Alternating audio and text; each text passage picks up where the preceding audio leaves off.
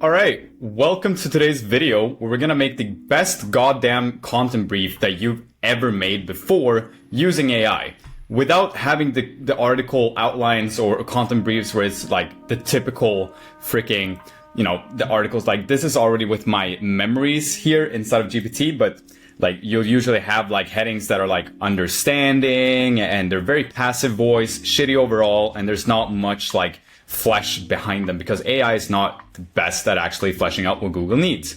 So, and let me just say that these outlines get results. People rank and you rank fast. Even if there's AI overviews, you're able to craft informational content that AI loves to cite and also display to their users. And of course, you'll get the organic traffic.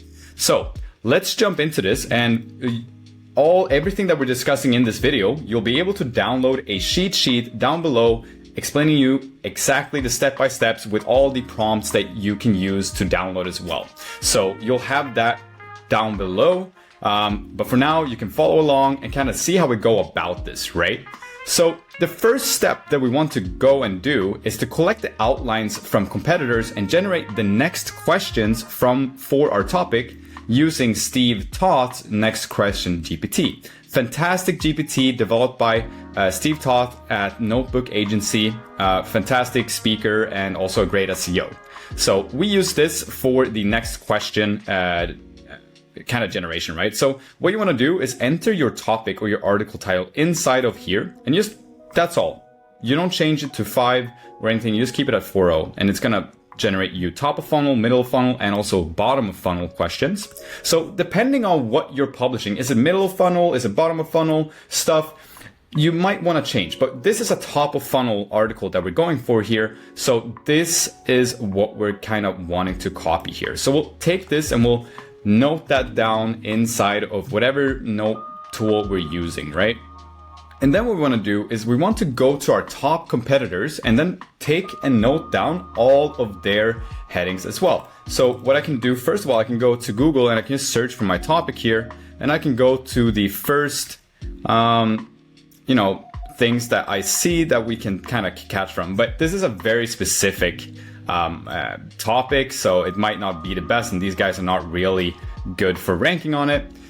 So that's fine. I might even just skip out on that. I usually do this through Neuron Writer, and here we can also copy some of the people also ask.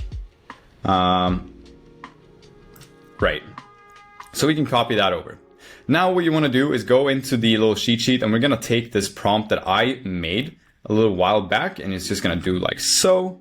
Copy that over and let's start a new chat here. Here's the outline. So what I'm going to do, just for the simplification, I'm just going to copy the things that we got from the next question here. And one thing I recommend you to do is like do a SERP overlap overview over these keywords to make sure that they are ranking for the same pages. Because if they're ranking for, if you search for one of these keywords and none of those pages that usually show up in these queries don't show up, you might not want to go for it. But overall, I can be pretty confident in this example that it's all going to be pretty much relevant to what we want to do. And then if I want, I can copy these over as well. I'll do that now just for the sake of this video. And then we just hit enter. Cool. Now it's going to think and we'll come back once it's done. So I actually realized now that this is going basically, there we go. So how to catch trout in muddy water. Now we can see that we got an H2 and we got our H3s, and it's basically going to put that there, so on and so forth. Now, one thing that I forgot to do here is to actually add the file inside of ChatGPT. Let me just take that file, which is the writing style guidelines. You'll find that inside of my document here, the Ascendly SEO writing sheet. I noticed that we had a few things that wasn't good, so I'll publish that. Meanwhile, while that's going, you want to head over to, basically you got step 2 and step 3. So once the outline is generated, you want to follow the writing cheat sheet file I gave you and add 1 to 3 bullet points for each section, going over what the most important thing we need to cover in each of these headings. And in my initial prompt here, I say that these are all the H2 and H3s from competitors, blah, blah, blah, blah. I want you to follow the writing rules in our writing sheet. Deduplicate any headers. This is so important. A lot of people miss this. It's like deduplicate any headers. Then structure them based on an intent in a logical hierarchy that users will find most useful. The most important headings related to the topic should be in the top 30% of the outline, meaning that all the most important things for the topic will be at the top to answer the intent of the users, and the rest 70% should be supplementary content to the topic at hand, so that this connects to the actual topic and the intent in the end. Anything irrelevant should be cut out if it does not fit into the main topic or is semantically relevant or important. Never use headings that end in ing, which is understanding, working, blah, blah, blah, so on, like these passive voice headings that we usually get from AI. And always write headings in active voice. H2s should be structured into questions, and H3s can be answers or whatever comes next. Here's the outline of topics. That way, we're going to get a very engaging outline, and we're going to make it even more engaging once we hit into step 3. So let's check. Cool. Here it comes. How to catch trout in muddy water, blah, blah, blah, blah, blah. Fantastic. Cool. Let's jump into step 3 and copy this over now. And boom, add that. It's gonna write and follow our writing style guideline. So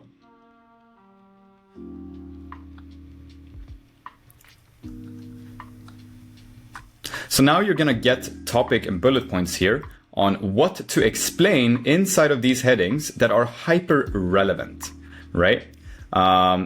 Now it's not doing that for the H3s, which is an issue, and we're gonna basically switch into thinking mode, so it's actually smarter. You might have to nudge AI in the right direction sometimes. Also do this for H3s. Make sure to follow the writing guidelines when doing this. So the first time I did this, well, not the first time, but when we're doing this, usually we can find that sometimes it can be a bit wonky because AI is not perfect, right? But as you can see, it will generate us the very specifics that we need to answer inside of these things to make the writer's job extremely easy. And there is, of course, more that you can do to this to fine-tune it even further, but then you're adding more complexity and more advanced methodologies, which for, you know, if you're an e-com owner, you don't have to think about this. You just want to have something that you know will rank well. Maybe you won't rank number 1, but this can be, there's so many factors to this, right? So there we go. Now we're getting proper stuff here. Cool. So the next step that you're going to follow here is you want to go to seo.co/sitemap extractor. Everything is in the sheet. It looks basically like this. And what you're going to do is you're going to enter your sitemap here. So whatever sitemap you have, you enter it, you load the sitemap, and you will get your URLs. And then you export that into a CSV file. I have everything already kind of scoped out. So what I'm going to do, I'm just going to go back into that prompt right here, gonna copy that. And once we have this, amazing. And if it's skipping out on FAQs for you, then you should just tell it to add FAQs for this as well. Yeah, there we go. So we can see now, like comparison, if we compare this, like what changes when trout water turns muddy, you can see that it doesn't answer the intent correctly in the beginning. Here, it answers the intent. How to catch trout in muddy water. Do trout bite in dirty or stained water? Yes, it does. Can you still catch trout after heavy rain? And these type of things, right? So it goes into the depth that we need to answer, and we do that at the top. Now, these sections should never be long. They should be answered directly, and you will see this inside of our writing sheet. Like, answer things directly and provide context after. Make sure that you're always relating to the heading and the main topic at hand.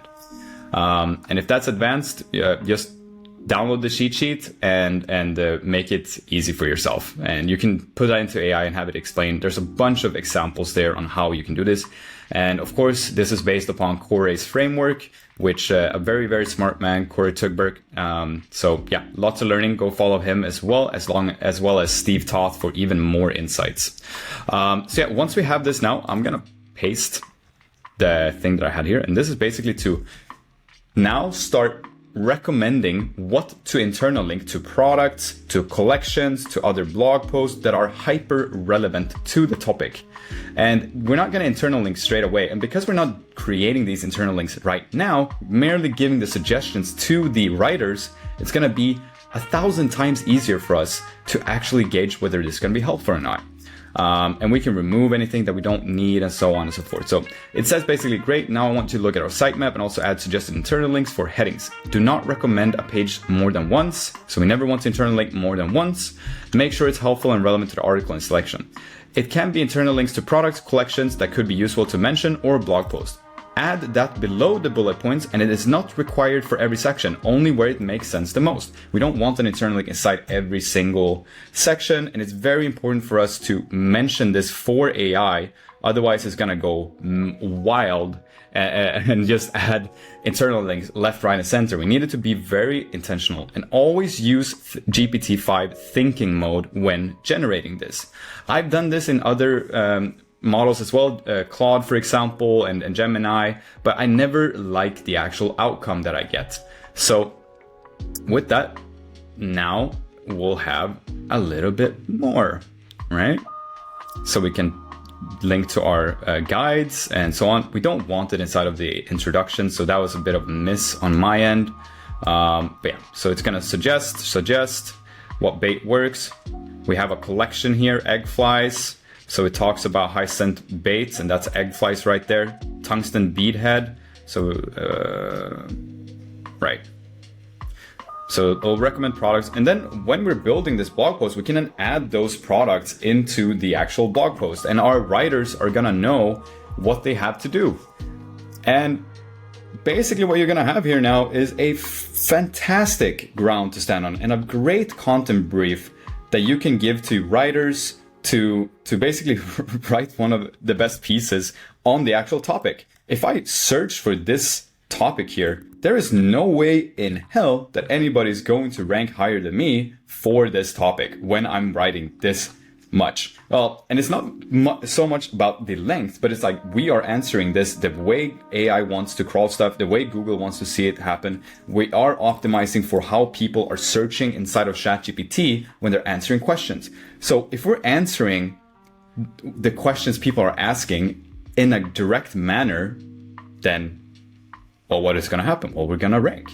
So guys, take a look at this. Check out the link in the description. You got to put in your email. You can unsubscribe after. That's completely fine. But, we got to get some people in here and spread the gospel as well, right? And that's how you generate one of the best goddamn content briefs you've ever made before in like 5 minutes or less. All right. I'll see you guys in the next episode of whatever we're going to come up with.